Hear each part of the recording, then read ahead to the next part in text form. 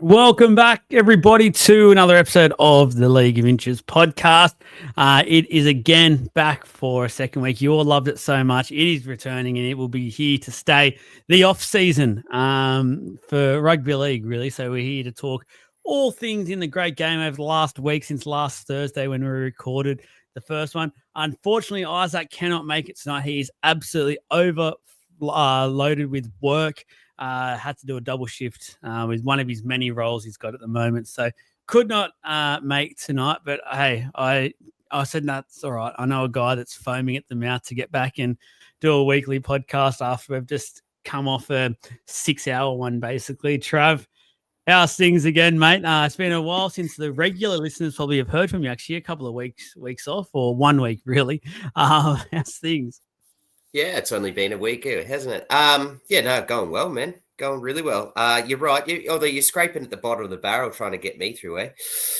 But yeah, I know. I thought went from Isaac to you. It's sort of like, oh, sorry, Isaac. There's no comparison. You're sweet, brother. Your role is sweet in this podcast. So I do want to say thank you to everyone so far. I had a quick look at some numbers and stuff. So all got around it a lot last week. So I know we both really appreciate that.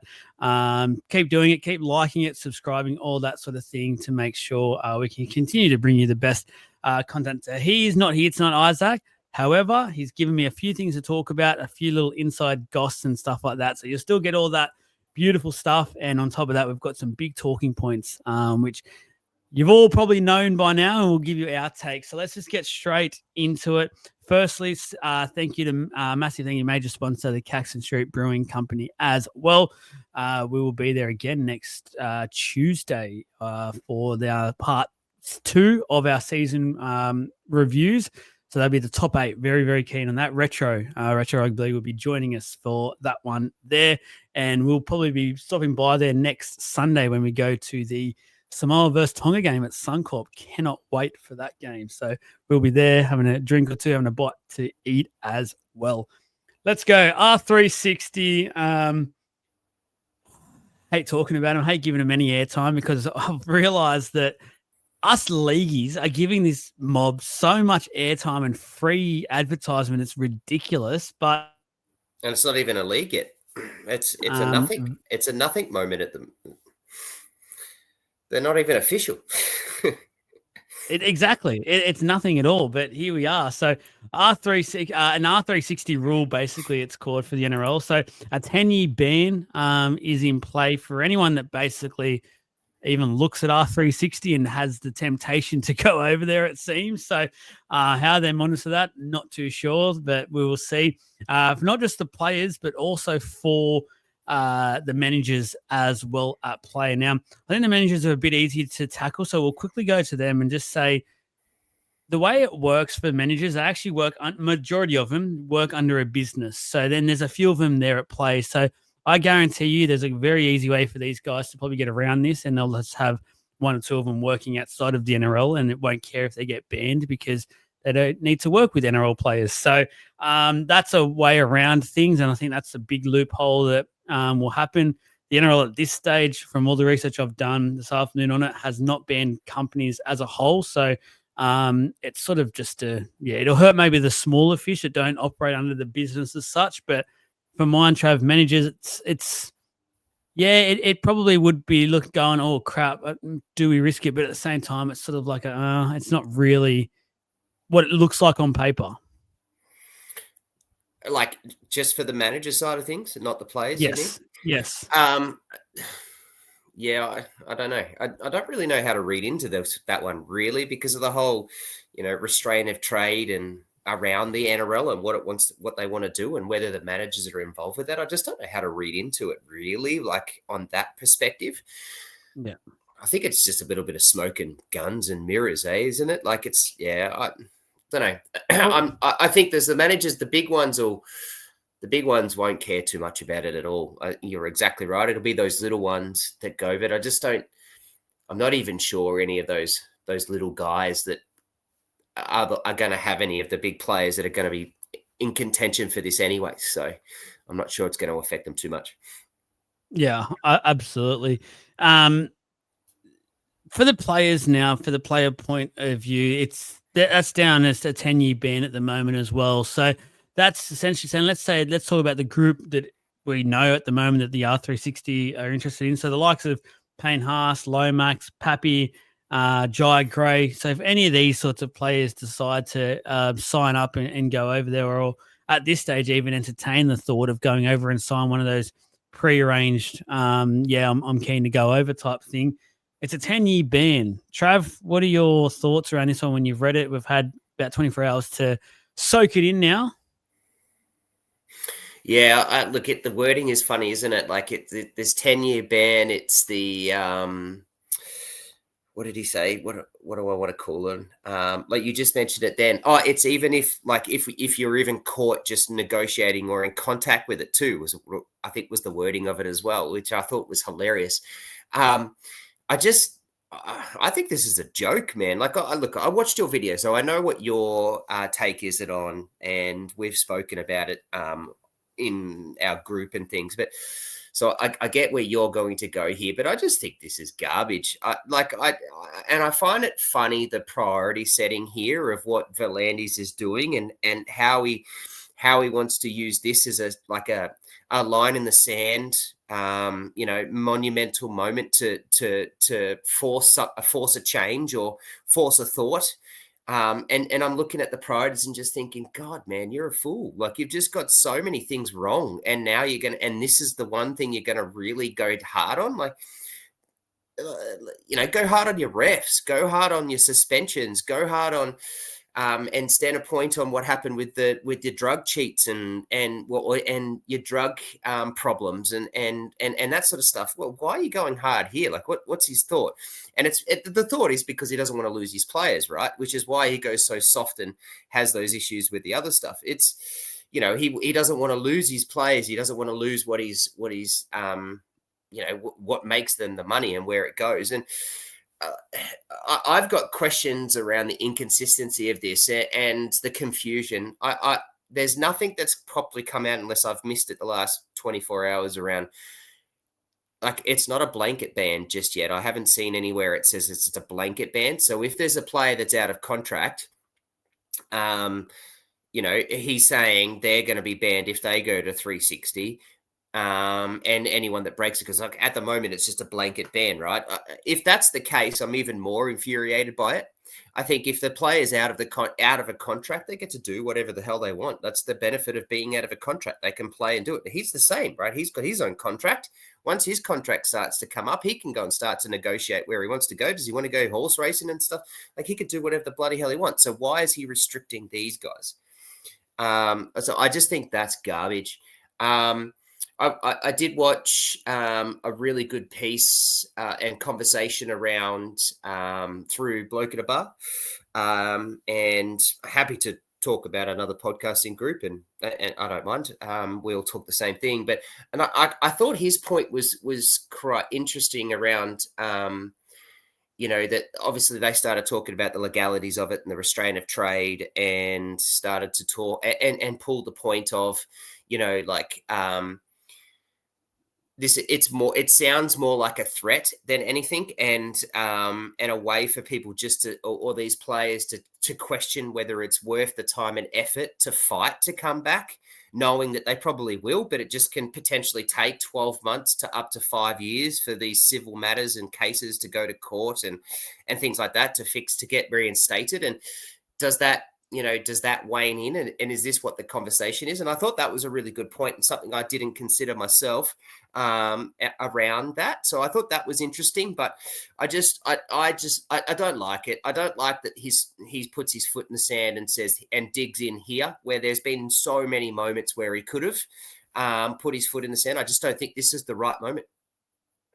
Yeah, I feel like there's a few ways to unpack it. We don't want to spend too long on it, but I feel for what the ruling, in fact, in terms of what I think, like, I'm a massive rugby league man. I don't want to lose any of these guys to the game. So if I can see where the game is trying to protect itself, what I find a little bit funny, thinking more and more about it, is every time Peter V'landys has talked about this other code, he basically just laughs at it and says it's no threat to us. It's going to close down, blah, blah, blah. So I don't know why he's all of a sudden felt the need, and obviously with help with the commission and things like that, but now all of a sudden done a complete backflip and now treated as if it's like the most dangerous thing to the NRL. Like it all of a sudden feels like this could break the NRL or something. It's a really insane ban to be in place, especially for, I know like some of the things we've seen in the past. Yes, they should be harsher. I don't want to, I'm trying to steer clear of comparing all that sort of stuff, but I just find it quite funny that he, even like the other day when he went on and spoke about it again, he literally just laughed at it and said it's whatever. Our players are our players. They're the pinnacle of the game. Now, I don't think this will really impact any older players like 28, 29, 30 sort of going on to their second half of their career, so to speak. I think they'll still go. I don't think they'll care if they get banned because they'll basically at that point in time not want to come back to the game anyway. So they'll just go. Like if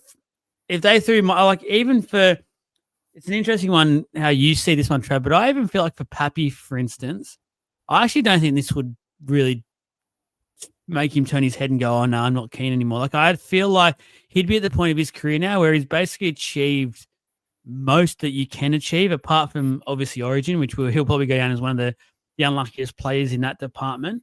But like he'll just sit there and go, okay, like if I get banned, then I'll just go off, and if this fails, I'll get my 2-3 mil in 2 years, and then I'll go off and play Japanese rugby or something and just get another 2 or 3 years of getting 100%. 2 to 3 touches a game and make 6 million. Like I don't think it just hurts those sorts of players either. I think it's the younger guys who will go, oh no, I really still want to make something, like a Jai Gray, for instance. I think he'd now see this and go, I don't want to go. Maybe Lomax to a certain extent as well still has that competition, that to win. But yeah, I don't think people like Pappy and that will go, oh no, I don't want to go anymore. Well, what's Pappy's 27? I just looked. So born the 10th of June. So he's 28 next year. Like, yeah, like he's going to go over. Like he's going to go over there and earn double, if not double and a half, the amount of money that he's going to earn in the NRL in half the time. Why doesn't he? You know, and he doesn't have to do as much work. The strain on his body's not going to be as hard. And he gets a lifestyle over there that he can go and say and live into. Like it makes complete sense. You know, and even for a Lomax, like, okay, so I get what you're saying. Lomax hasn't won a premiership and that sort of stuff, but you know, he's played Origin, he's played for Australia. Like, you know, he's had a decent career so far. So, you know, at the end of the day, these guys have got, you know, I think the average career length is like less than 3 years. I think it was something like 18 months, if I was corrected. So I think I read somewhere in the NRL.com this year about that the average career is about 18 months. So let's be fair. Like they've got 18 months or they've got a very short period of time, and on average 18 months to make some serious money. You know, like sports is only a short period of time. You know, and you never know what's around the corner.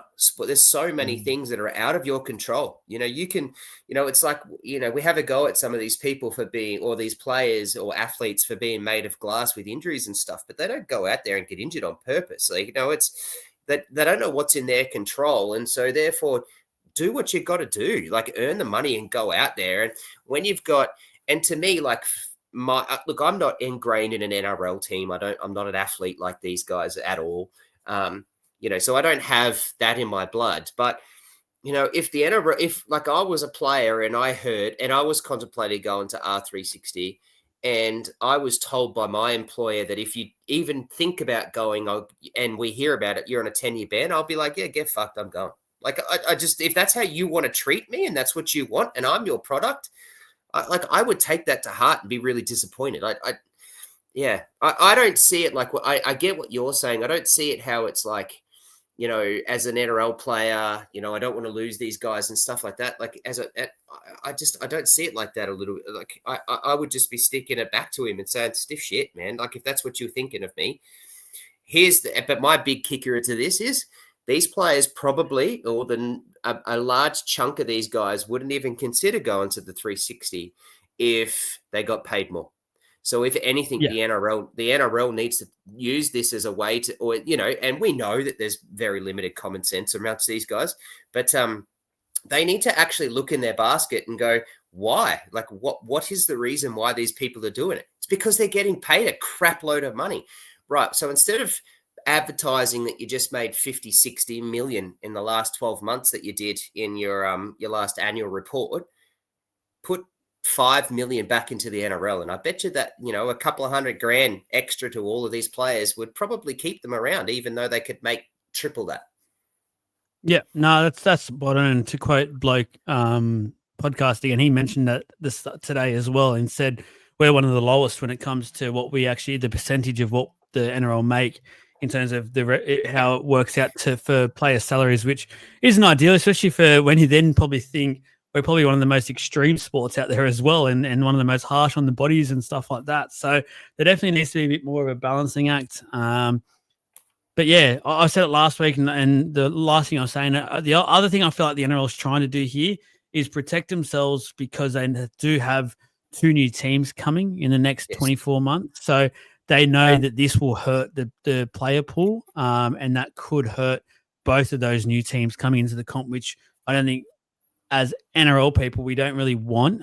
So I can see that side of it as well. But I'll just go back to then finish on the fact that it's quite funny that Bill Hendy's has laughed at this the whole way through, and then all of a sudden it's the most significant punishment really we've basically ever seen. So it's a career-ending ban, isn't it? Like 10 years. It's not 100%. Like 3 years that you can just go and deal with it or whatever. It's career-ending ban. Yeah, 100%.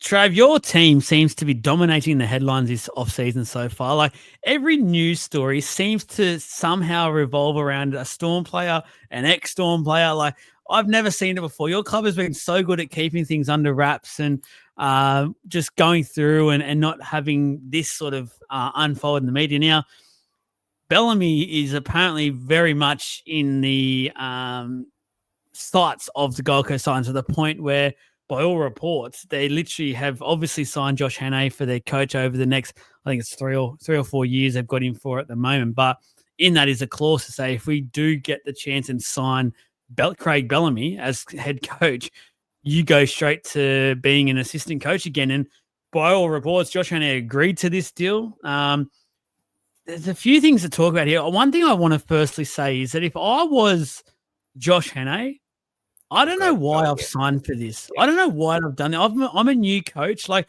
I think we've seen this year, in the last couple of years, coaches like Ciraldo, who has had the faith put into him by the Bulldogs, and they're really starting to reap the rewards of what Ciraldo's plan was. Now, they had to go through a tough couple of opening years while he was coaching there, but they're really starting to reap the benefits of that one.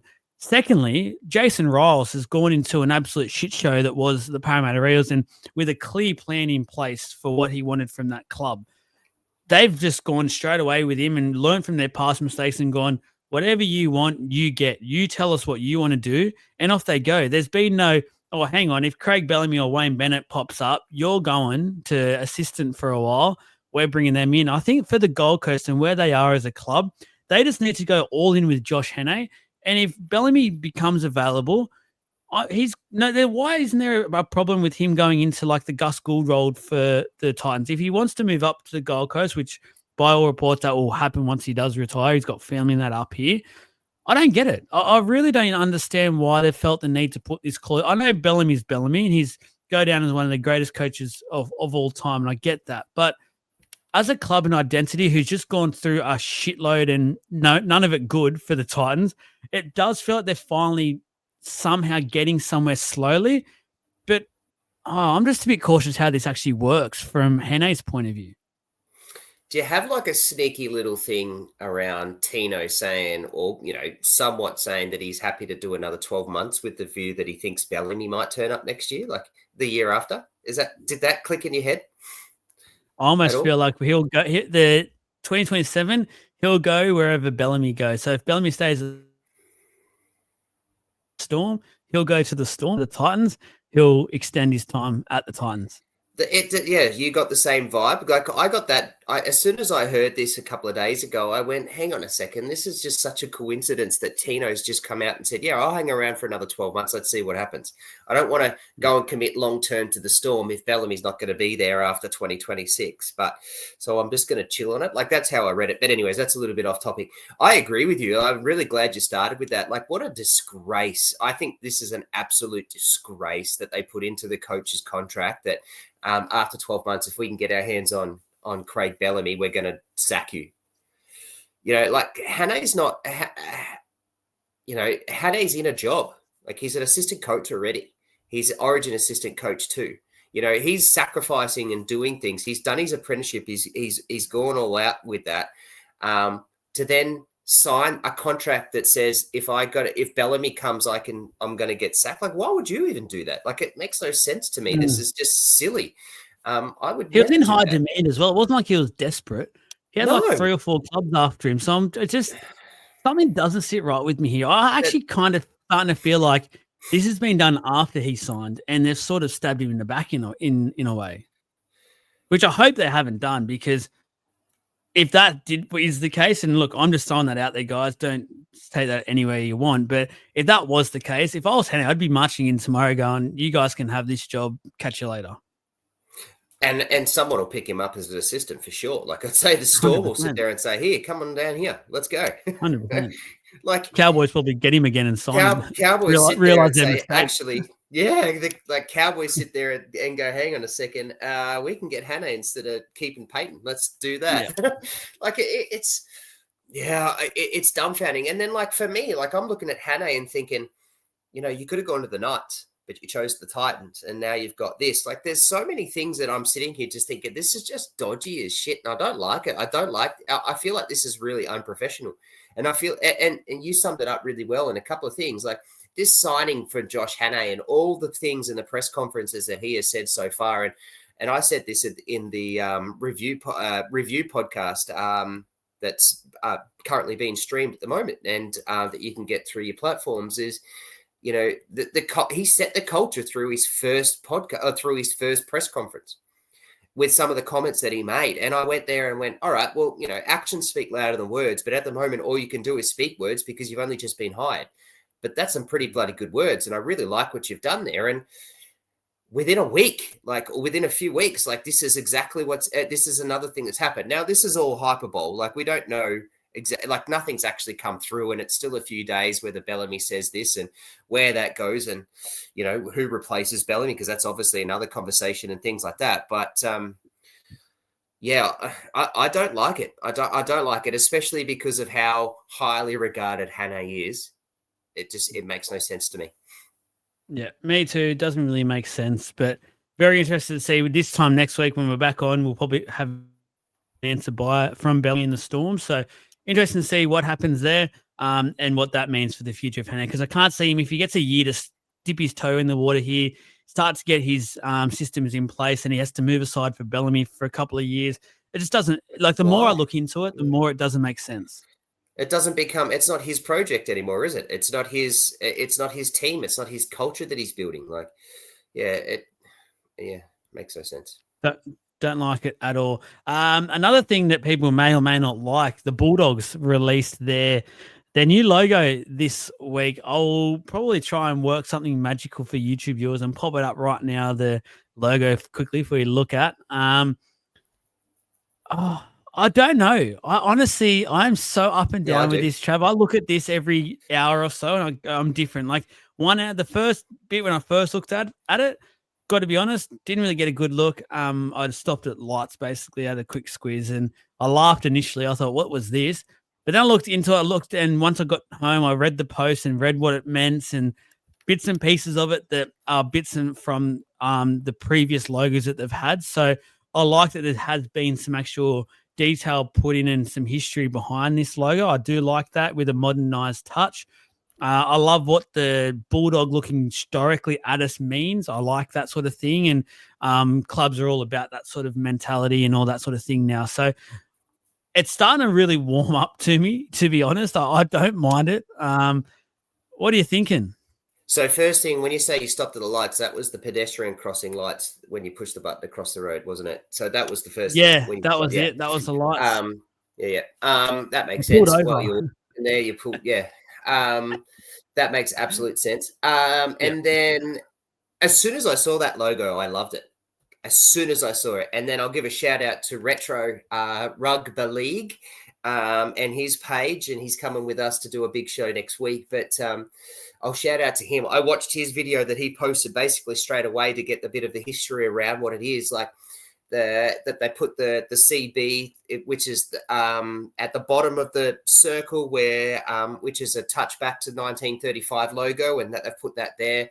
The black hoops that they made a bit smaller to fit in, but to touch back to the history of that with the blue circle hoop that they've got, and then the early days Bulldog that was looking to the side, but not looking as angry and as aggressive as what a Bulldog should look like, and how they've had to readjust that. But then, as you said, made it look forward so that we're looking into the future and we're playing for the future. And, I freaking love it. But see, when I saw those bits and pieces and heard that from Retro, I was like, yeah, because I obviously like the finer details of things, and I like the reading into stuff and the history and bits and pieces. So as soon as I heard about that and then looked at that logo, I was like, yeah, this is rad. I'm a really big fan of that logo. I love it.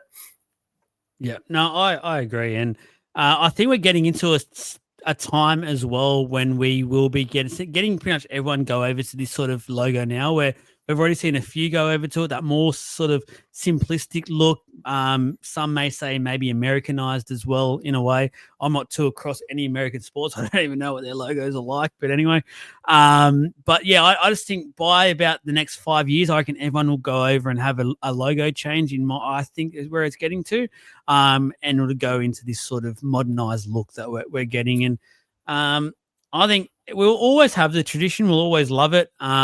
Look, guys, we might go back and have our logos next year from post the heritage ones if you all love it that much. But they'll always be around. And I think we keep them for the heritage jersey. Like when a team does their heritage jersey, we use a heritage logo. Like I think that'll be a really nice touch, and have merch out there here and there for that. But the majority of it, everything's updating. We're just going to go with it, don't we, Trevor? Let's get to the time where we love tradition. It'll always be there, but we also have to move on with the times.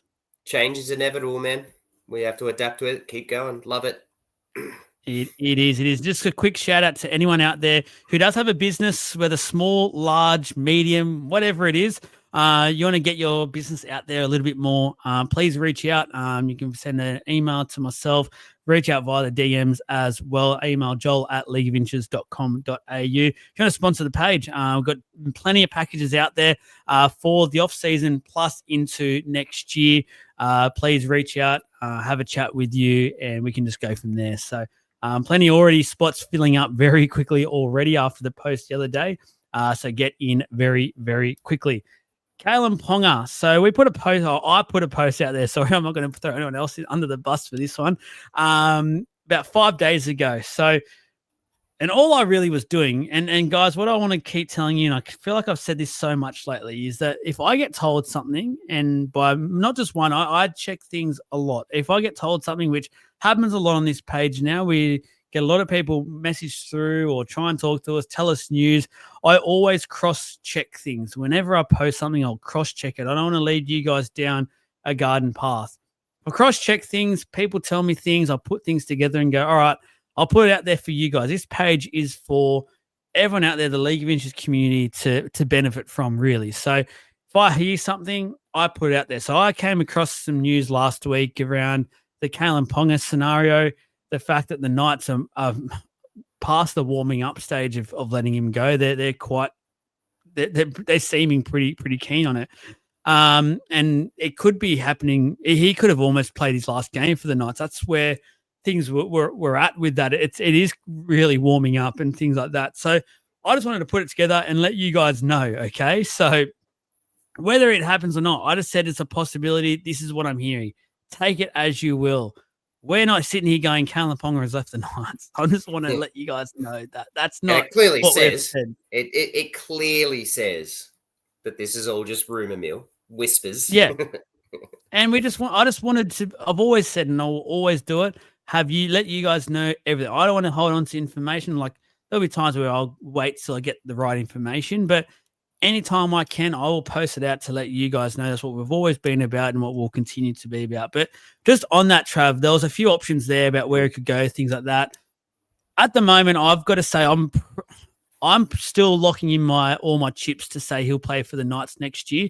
I think he'll probably go 1 year with just that potential really exciting spine that they've got going there for next year and just see what they can do there. But I would be very, very surprised and pretty shocked if he's actually there anytime past next year. I 145% agree with you. How'd you like that for a number? Nice round number. One of the most random numbers you could come up with. That's exactly right, but it's above 100, right? So you can't get any better than that. Yeah, I agree. I think there's just so much that screams out that they've just finished. They've won another spoon, unfortunately. They have a lot to prove. He has a lot to prove. He's the captain of the club. They've got a new coach. We know full well that although he never really spoke about it, his body language and the way that he sort of came across in press conferences was that he'd had enough of the previous coach. So I agree with you. I think he's got a year here. He's going to go and see what happens. He's going to go and enjoy his footy and then make a decision as to what happens at the end of 2026 or even throughout 2026. I hope it doesn't turn into a DCE type fiasco with it. I really do. And because that's the last thing the Knights need and or deserve. The community and the fans do not deserve a fiasco like that garbage after what they've had to deal with this year.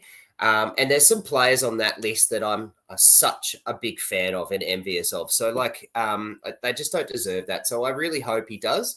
Do you want an option after that? I actually think that he goes to the Union.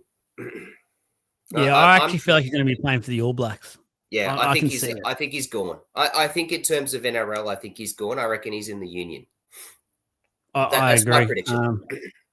I agree. I can see All Blacks written all over him.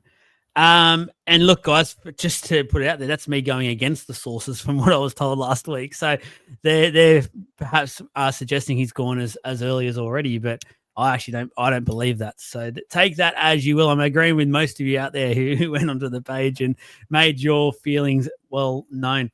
Let's dip into the mailbag. Isaac is not here, but I've helped him out a little bit this week. He's given me a couple. I've looked and dug it off what I've posted a little bit this week as well.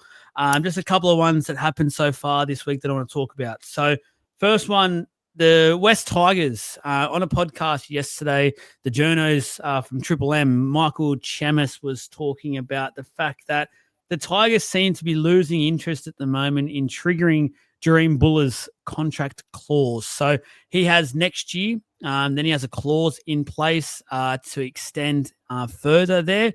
It is a club option, basically mutual in a way, but we all know as well the key element here, he switched managers this year to the guy that the West Tigers absolutely love at the moment. Sarcasm there, Isaac Moses. So there's a little bit at play. Apparently, the money he's going to be going up to is quite a bit of a rise up as well.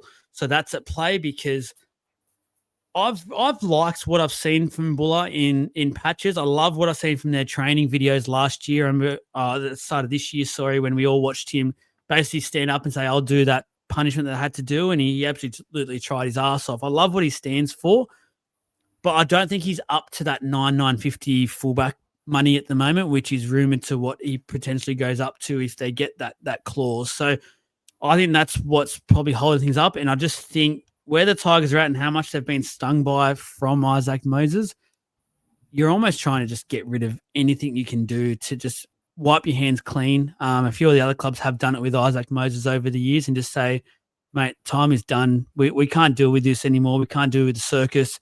I feel like Dream might be riding passenger at the moment with this one, unfortunately, Trev.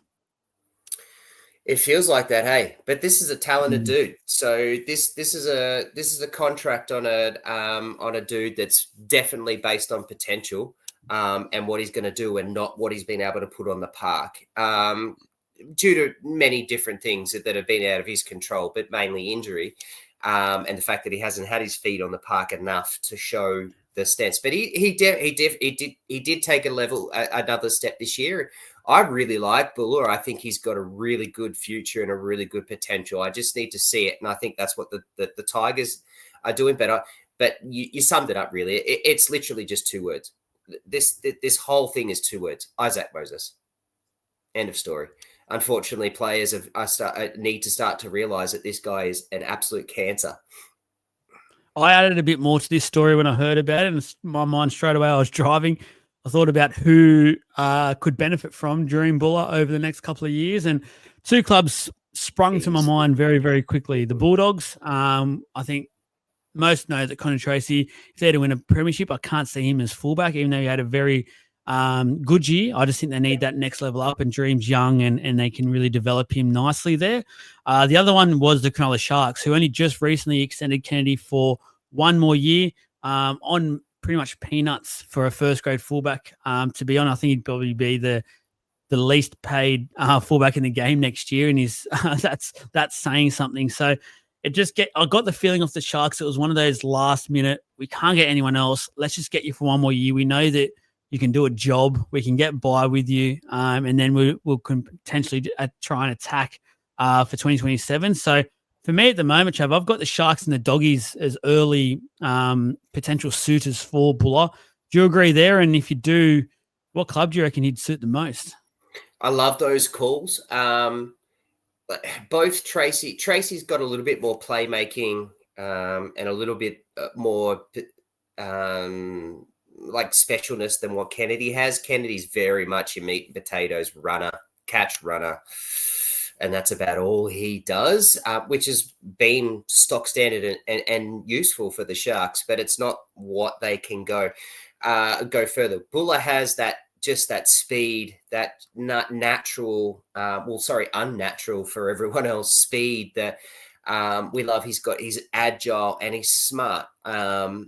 And I think he would fit both of those teams. I would love him at the Sharks. To be fair, I think that's a better matchup for him, but the Sharks can't afford him. That's why they just paid Kennedy the main amount of money that they've paid him. They simply just can't afford him.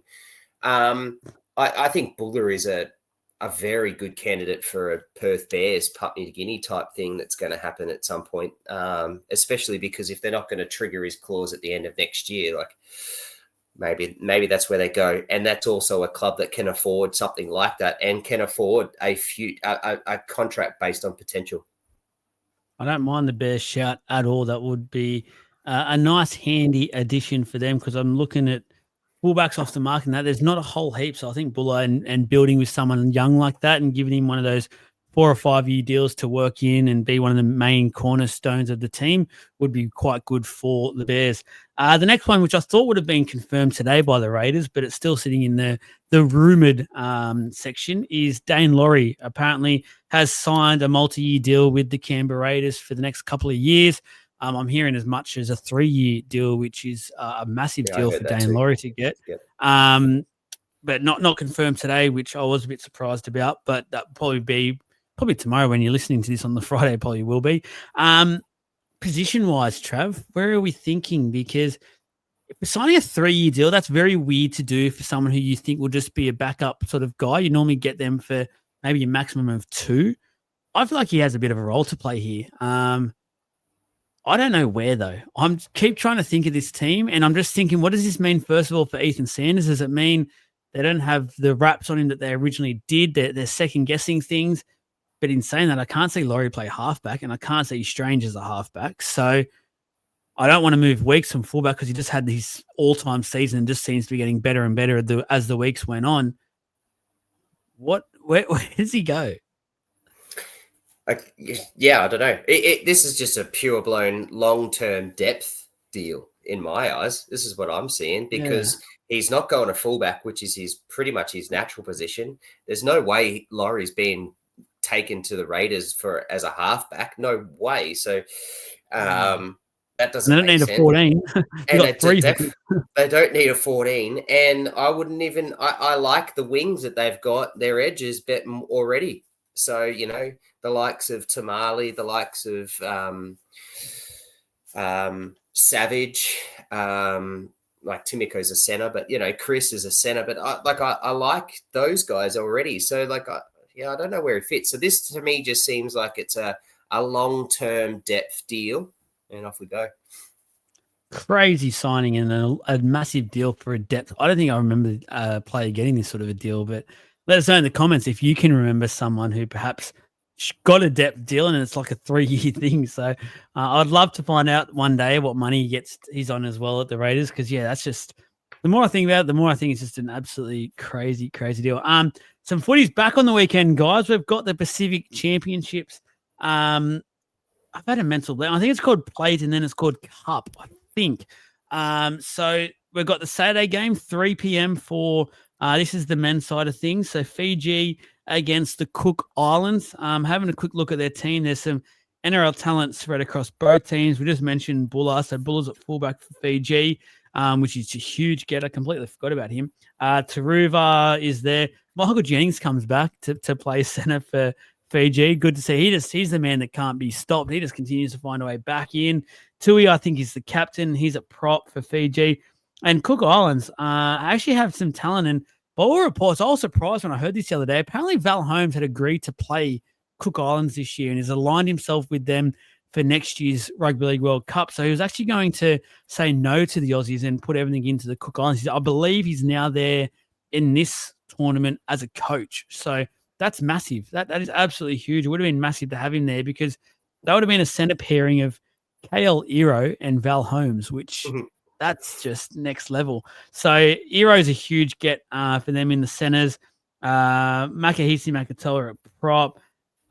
Brendan Piakura is playing in the back row for them as well. I believe Murata Niokora is here as well, but he's not in the team, which I don't get. But they've currently got a blank 18th man, so who knows what is going on there. Some weird things happen. I don't know. But Trav, I'm probably going Fiji, but I think this will be a closer one than many are expecting. No, I don't agree. I think Fiji will win this comfortably, to be fair. I do really like Kale Iro, but I looked through. I looked at this. Been looking at this the last couple of days in this list for. I'm keen to go and look at this, and I love that Cook Islands has been like this little island that people really. To be fair, if you go and walk along the streets and say, "Do you know where Cook Island is?" point to it, most people won't be able to go anywhere near it. But they've been able to put a decent talented group on the park, which is good. But if you look at the Fiji side, there's some seriously good players here, like Katoga. I think Tane Mill's pretty good. Tui Kamika's he's no scrub.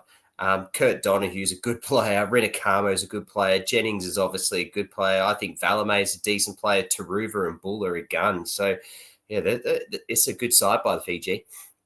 Yep, and shout out to everyone out there. You can all watch it however you watch your rugby league, whether it's pay TV or Nine.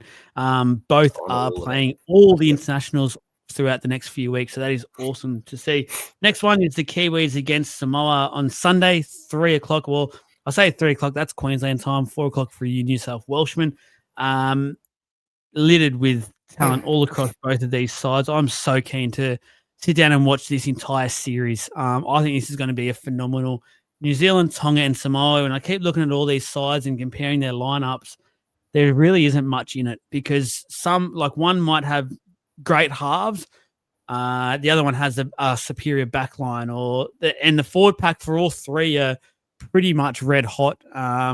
Samoa and the Kiwis have an unbelievable middle forward rotation. So the Kiwis, Fisher, Harris, and Leota, the Bash brothers together. Tarpon is playing at lock. And then you've got Nafahu White, Aaron Clark, who just won Lock of the Year, and Nelson, who surely is just got the red mist, has no club at the moment, just playing internationals. Who knows what kind of damage he could potentially do. That's ridiculous forward pack in itself. But then you go, okay, well, Samoa's going to get monstered in the middle. No, they won't, because Josh Papali'i's there with Payne Haas starting up front. Junior Paulo is the lock, which I actually love that because he has a bit of silky skill and he's a big man that can carry the ball hard. And then you've got Terrell May on the bench. I could play 80 minutes if we need to get one done. Simi Sasagi, who was fantastic for the Raiders this year. And then Francis Molo, who I think everyone's forgotten. He actually had a really good year at the Dolphins, and he will just go toe-to-toe with anyone. He doesn't get intimidated. So, Trav, this battle just for me speaks straight away the forward pack. Forward pack, but then let's go the second row. Hannay and Sua for Samoa against Nikora and Papali'i. And Papali'i had a pretty bloody good end to the year and started to find that Jesse form that he's obsessed with, right? So there you got that. Like, then you look at, let's go and have a look at where do I think maybe our weakness is. Isn't it? I do feel it's a bit funny seeing RTS in a Samoa fullback role, but I think this looks funny to me. But you got him against CNK, which is no scrub. Then you look at the half. And then let's go and have a look at the halves. You got Brown versus Talangi and Foran versus Luai. Like, I'm just looking at this, just thinking, holy crap! Like, what a game! I can't wait. It's going to be so good. I've even set an alarm to make sure that I don't forget. I'm so excited. Everyone out there do it. It's but then even across the board, both of these teams are just sick. Like Isako, To'o, Molatalo, Murray, Talangi, then Timoko and McLean versus Tango and Mariner.